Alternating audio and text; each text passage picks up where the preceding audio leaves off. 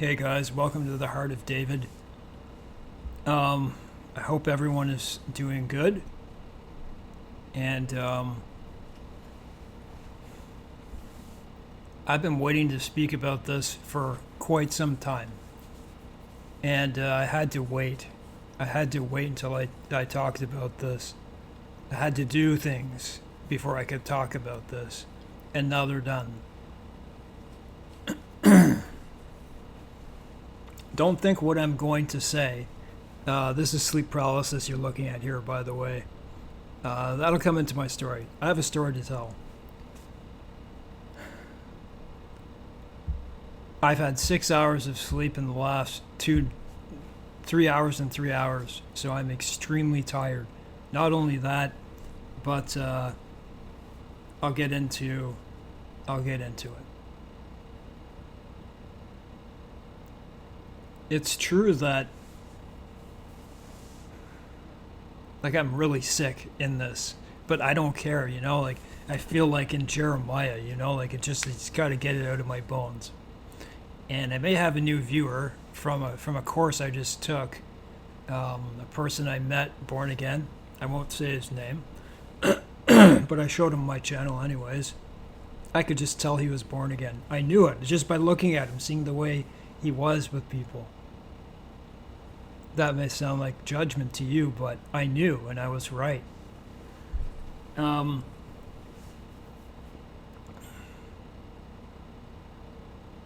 this is a intricate story to tell, and I'm so tired. You and I both know that the Bible says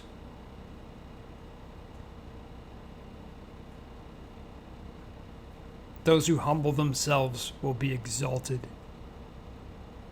and those who exalt themselves will be humbled. And isn't that true? That's one of the most truest things there is. There's a reason you should be humble. You get further in life, you get much further in life when you're nice to people. When you're talking on the phone to Amazon, or ordering something, or getting your medications, whatever it is. You could be dealing with money, or someone who deals with money, and you never know. You never ever know. Oh, like my package was lost. Call them, be nice, that type of thing. Oh, sorry about that. Give you a free whatever it was, one or even two of them. What I'm gonna say here isn't bragging, and I'm not the type, and I'll never be that type. But obviously, there's something in every one of us that wants to, when we finish accomplishments and stuff like that, we all have that in us to want us to tell people. So.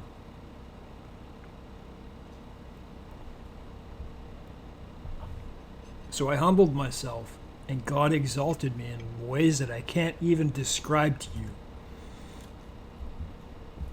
I just finished. Sorry, this is the first time sitting down. I haven't had sleep and all that type of stuff.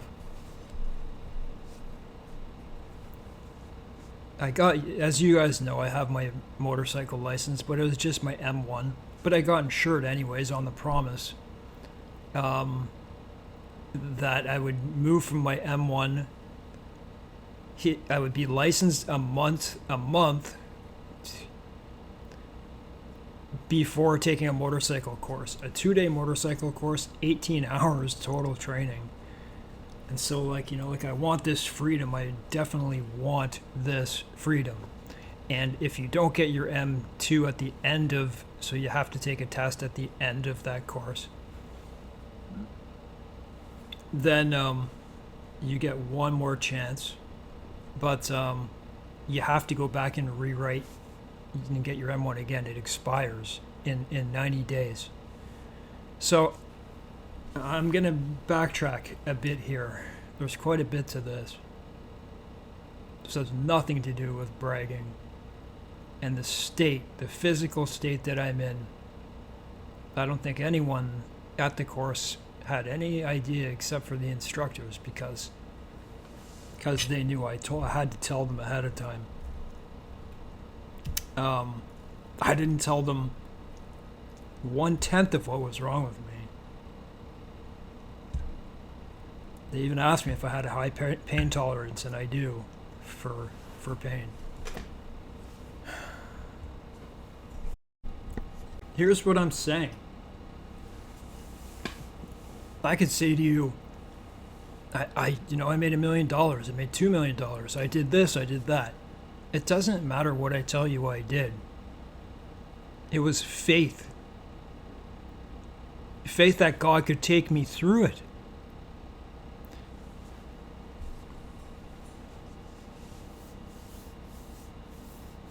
So before I tell you this, I'm going to tell you some of the things I suffer with briefly. I want my freedom. I don't want to have to get drives and stuff from people. I don't want to have to ask my dad to drive me. But I have adhesive arachnoiditis of my spine, which causes, it's the most painful disorder on earth. Go look it up. It's called the devil's disease. That's one of their nicknames for it. This is why I always move back and forth. I also have full body intractable pain, like CRPS, but full body. I have like injuries all over my neck. My jaw's sprained. I just, I had that mouth infection, which was horrific. Now I have permanent, what seems to be facial pain. It comes and goes. It's brutal. From doing the denture thing. I'm not wearing them right now.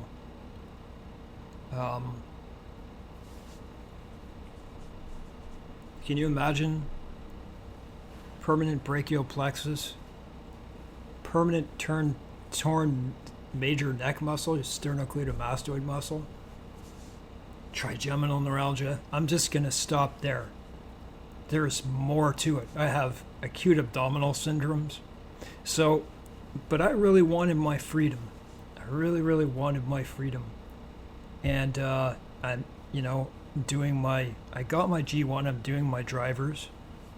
And I believe because I got my M2 today, so I'm unrestricted. I can go anywhere now at any time on my bike, my motorcycle.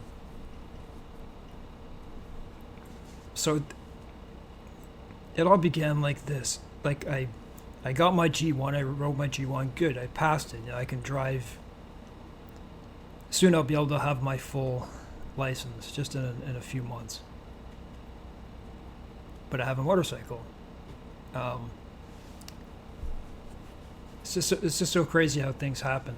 This is all God, everything I'm talking about. So can you imagine those conditions? You want to be independent, but you're going to have to go through hell. So the promise was, from my insurance guy,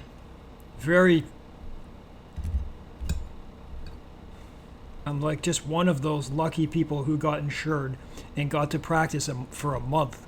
He let me practice for a month on the streets. Then I took that course, feeling like death. What do you mean feeling like death? Feeling like death. The first night, I'm going to back up a bit. How did this begin? How did you get into this course? After I got my G1, I have a lot of trouble thinking right now because of how long I've been up in my pain.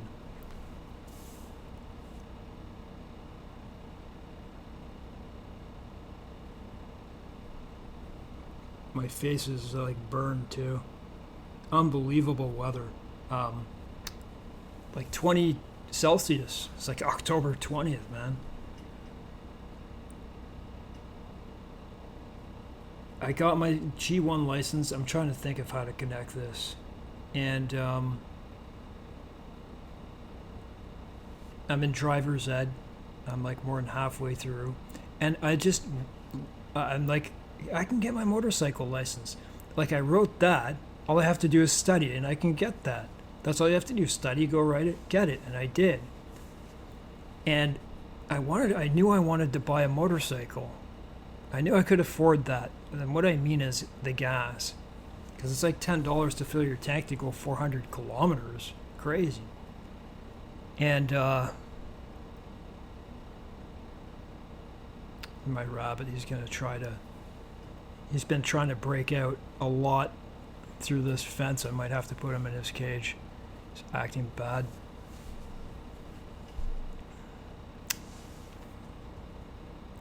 So I knew I was going to buy this bike, and I knew I had to start doing some shopping, like go look at the course, check out the price. So there I was staring at it. It was like $500.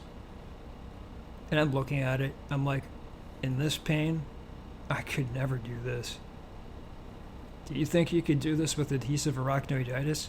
8 hours a day on a bike constantly? You're on a bike probably 50% of the time. With all those things I just told you, degenerative disc disease, like there's just no end. And faith. I'm trying to tell you a story of how this faith fits in. I didn't know if I can't wait to get this out. I could wait. I could have waited till tomorrow and just do it when I have some rest.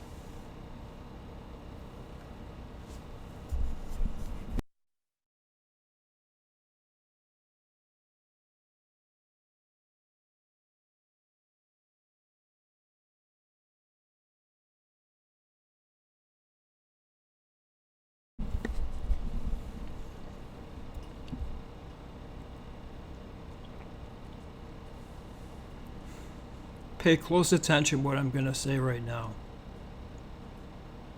Exalt God. Exalt God.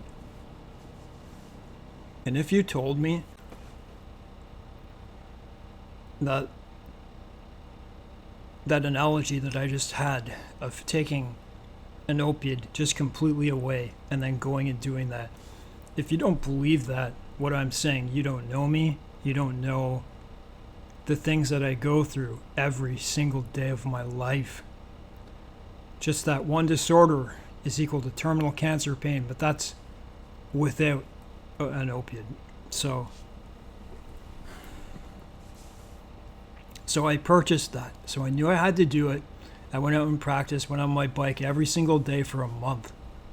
I'm glad I did that. But listen to this. Isn't it funny when you're starting to get somewhere in life, and I know, and you can see my other video, things can get taken away like a vapor. Your life is a vapor. Like the story of Job. This video is more just about a story, okay? I just really wanted to record this. And I'm not well, okay, so I remember I was thrown in a correctional facility. I really was, for like 4 days, because I was suicidal, and it should have never happened. And I remember it was, oh man, I put it in my book. I was in so much pain. They took all my medications away for 4 full days. Everything. And then when I got out, I remember the psychologist or psychiatrist saying, you shouldn't have been in there. Nothing for. That's the way I feel right now. Don't be shocked by that. Things happen to people. There's reasons people come to faith in God. All I want to talk about is purity. That's all I care about, is the purity of God. There's nothing else in this world that's so nice to talk about. Doesn't matter if you have money or if you don't. If you have God, that's great.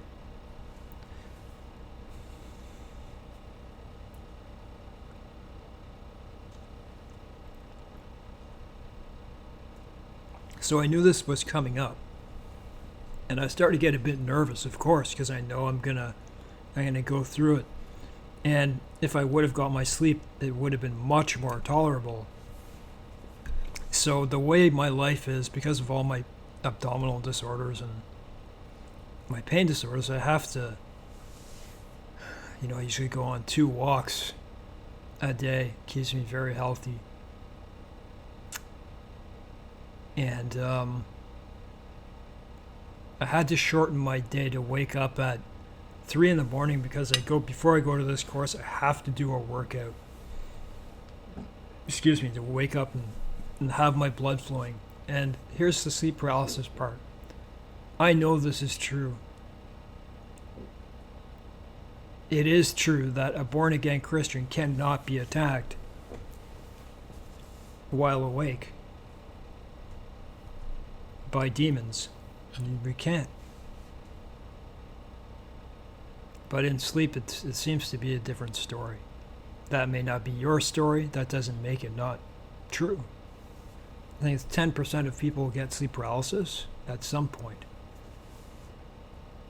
Whenever something good seems to come, like this. So I set myself up. I miss a walk. I miss some food to shorten my day to set myself up to go to this thing. So when I'm ready, I go into bed. I'm lying there 1 hour, 2 hour, 3 hour, 4 hour. I'm like, I did all this to set this up. I can't go there if I don't have any sleep. That'll be a nightmare. And till 3 a.m., which I was going to wake up, it left me with, I don't know. Anyways, guys, I got 3 hours of sleep. I felt cursed. While I lay in my bed, I said this out loud. I know I'm going to get sleep paralysis. That was my perception of what was likely going to happen, because I'm about to have some type of breakthrough, so they're going to attack me, and that's what happened.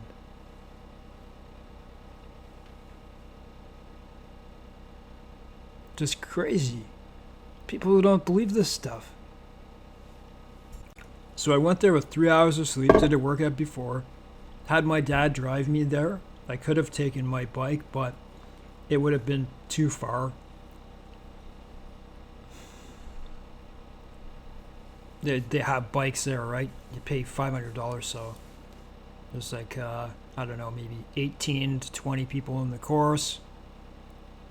And, in the beginning, they teach you all these, to walk the bike. They're starting from the bottom, right? Start going up. All of a sudden, we're doing literally slalom. Per one person in front, one person in back, right behind you. Doing wicked slalom courses, like pretty quick. Most people seem to know how to ride pretty well. As the day wears on, I'm just getting beat up. Like I'm feeling like death. Do these people see what's going on with me? Then I would go off, take some meds, drink a whole bunch of water, eat an orange, whatever. Keep my energy up. My face started hurting so much. This new, TMJ thing, but I don't know, it was from my helmet that made it worse. But I was just going through hell. It was still fun on the bikes, but even just standing there talking to people, my life can be absolute hell just by missing a few hours of sleep. Guys, everything I went through, I did it with faith in God, without shame. You know what I mean by that? The way I feel now is, I used to feel shame because I didn't really know who I was. And all this time, I just had to be known by God, right? Isn't that it? And to be known by God and to have faith in Christ means that you can move through anything. Anything. So what I have done with faith in Christ. In this condition, I don't even know how to do a comparison of someone who's healthy. I don't want to do that.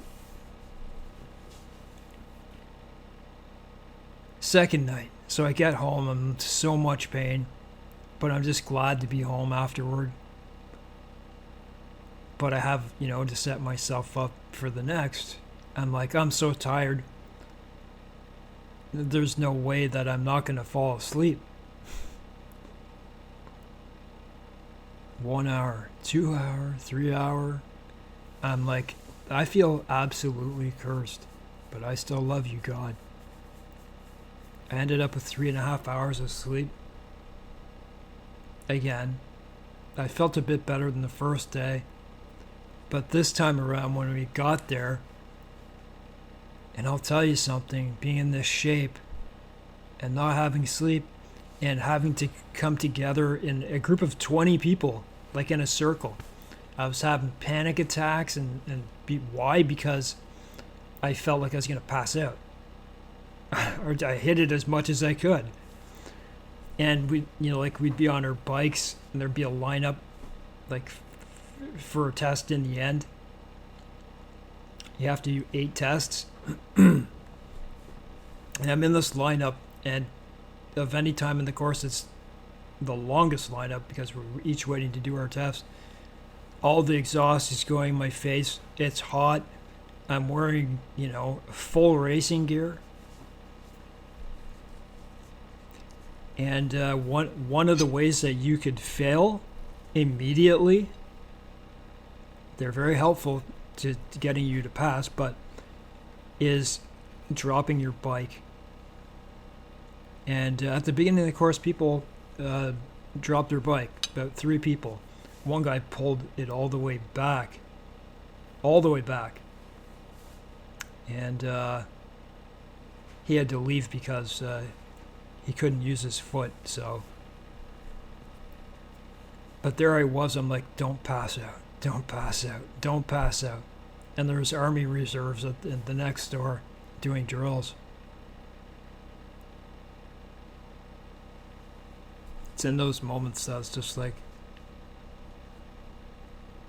I had to take the most insane amount of punishment to get where I wanted to go.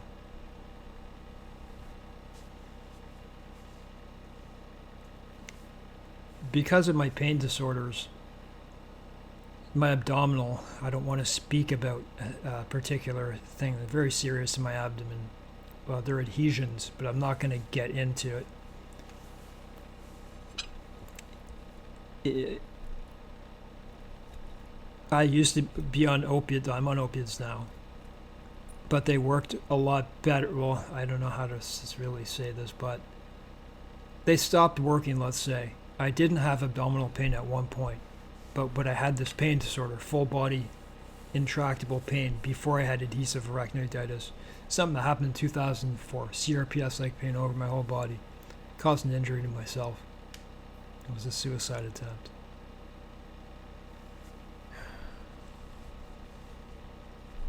Of course, God kept me out of that, but rescued me. My opiates wouldn't work the same way anymore after an abdominal injury, a serious abdominal injury. And my pain was so bad that the only thing that would ever help it was an opiate, and mixed with, like gabapentin type thing. And they stopped working, and I didn't understand why, because I didn't understand what was happening in my abdomen after the injury. And I was forced to go on an opiate for 2 weeks, take it away, go through withdrawal. Same thing over and over. Or if I went the slow way, I would never have pain control. So I had to pick withdrawing constantly. I did that 112 times.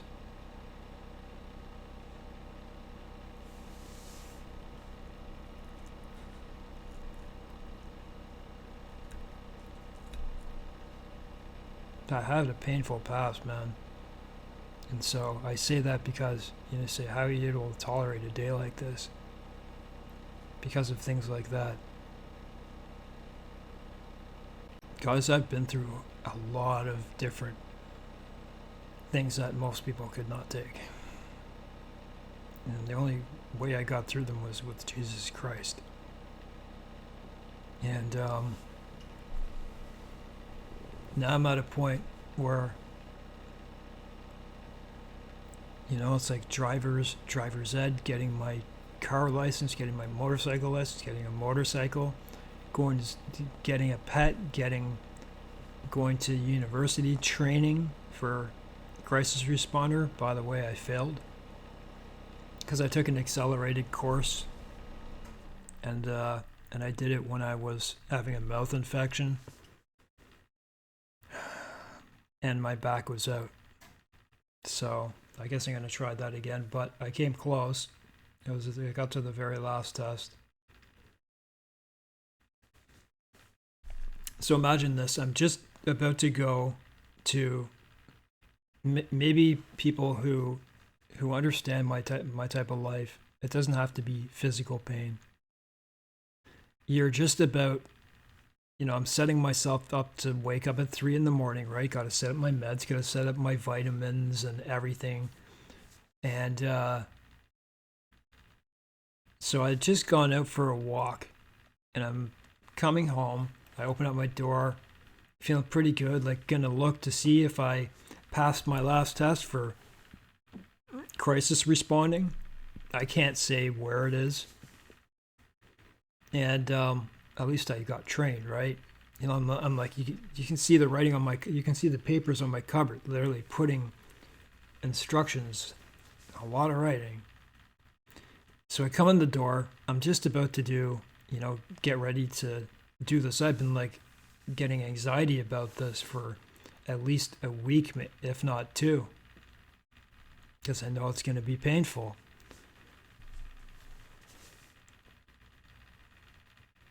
I can't go out again because I've set myself up with my pain meds. I can't just walk out my door. I have to take more pain meds. And I'm just trying to set up my dinner. And I look, and there's an email too. What is it? It's the first one is, sorry you didn't pass the crisis responder last test. You had enough chances, you didn't pass. Like when you speak to someone in a crisis responder, you have to remember like 90 different things and different approaches that you have to take with people. It's pretty robotic. And that really upset me because I don't usually fail at things. I'm just being honest. I don't. And I accepted it and signed up for another one. That was 60 hours of training. 60. I put a lot of time into that. My mouth was going with infection and my back was out. Boy, man. Then I look at the second email, and it's the place that I went to, the institute, for my motorcycle training. And it's at the last second. Even though I showed them a picture of all my gear, they said it's good. All of a sudden, because I had to email them again because I wanted to make sure my shoes were good. Like they're racing shoes, they're purpose built. And they're like, oh, we don't know if the tops are high enough. I'm like, well, I don't know what to do now. What do I do? Am I supposed to order a hiking boot? I just happen to have another pair that for some reason aren't selling, even though I'm selling them for a half.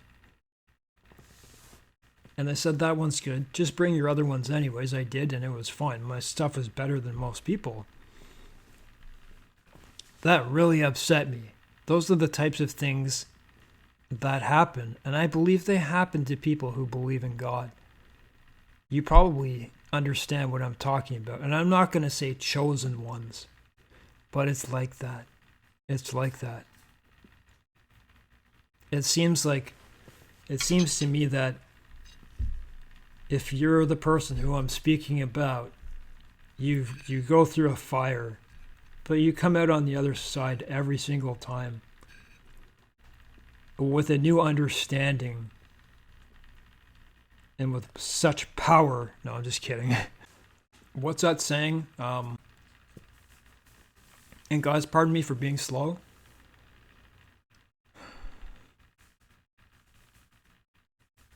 I'm really sick. It's like having it feels like all my medications have been pulled out of my body. With and no sleep.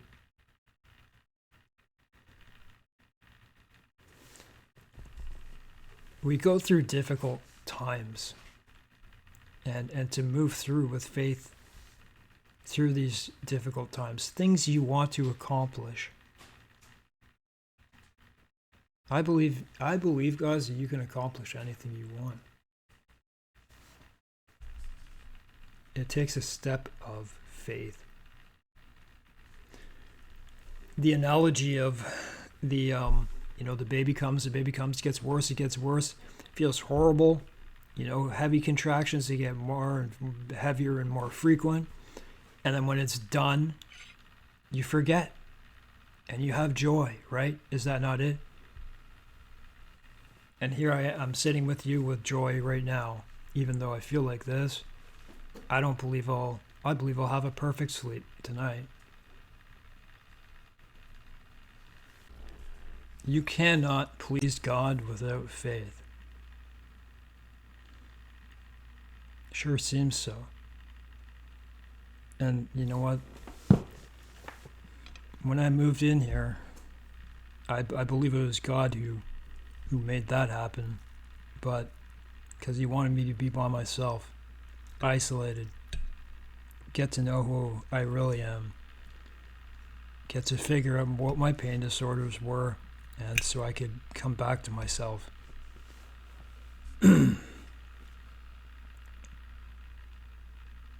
There's such emphasis in the Bible about faith. You have to believe. And it's something that I didn't have. I didn't have it. I believed in God all my life. All my life. Almost 46 years. As soon as I was born, I believed.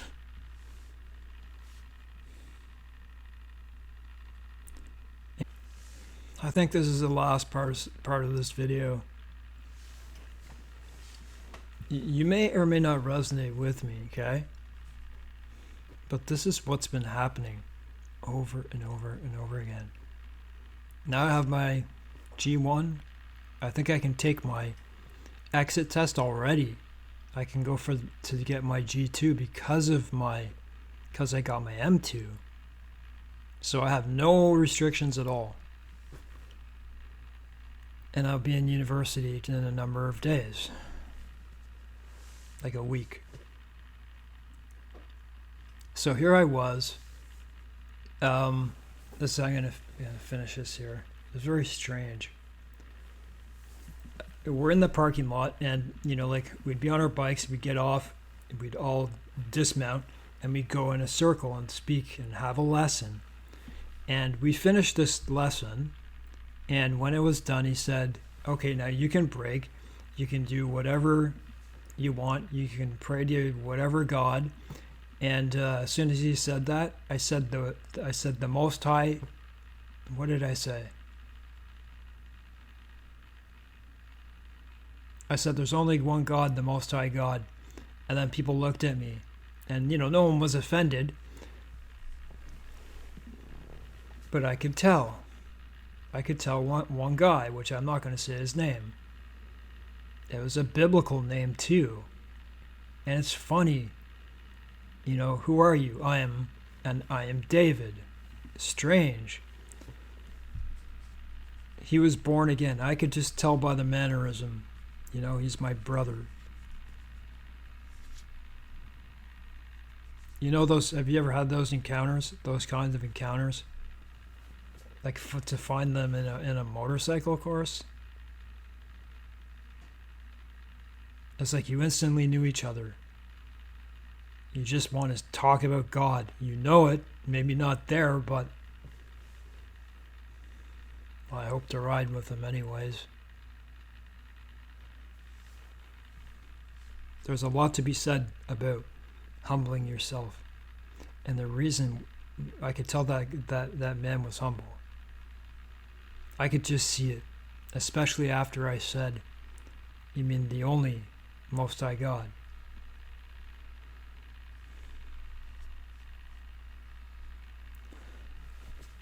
I want to cry. I don't think you guys understand what I have been through, and I couldn't wait to talk about it. The things that God can do in your life are so vast.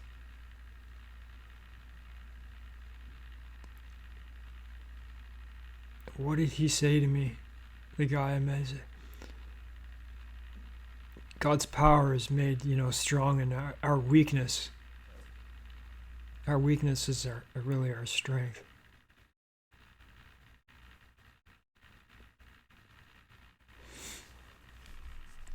There's only one God, and that God is coming soon.